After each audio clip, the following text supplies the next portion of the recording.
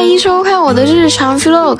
嗨，各位好呀！我刚放学回家，今天在学校门口的小摊买了一碗臭豆腐，别管我了，真的很香。接着来拆几个快递，第一个是我买的一个订书机，之前那个坏了。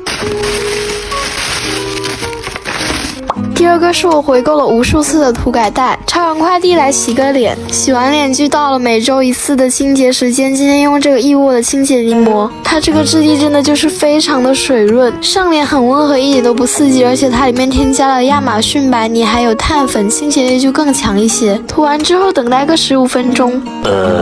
然后就可以擦掉了，它这个15分钟过去了，还是依旧很水润，不会干掉。洗完之后用这种黑棉签刮掉鼻子上浮出来的黑头啊、粉刺什么的，感觉脸都干净了许多，也有助于后续护肤品的吸收。洗完脸之后来楼上倒杯水喝。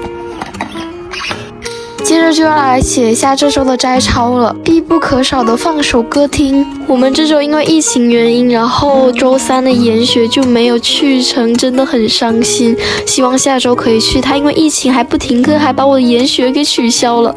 1个小时过去，终于写完2篇了，拜拜。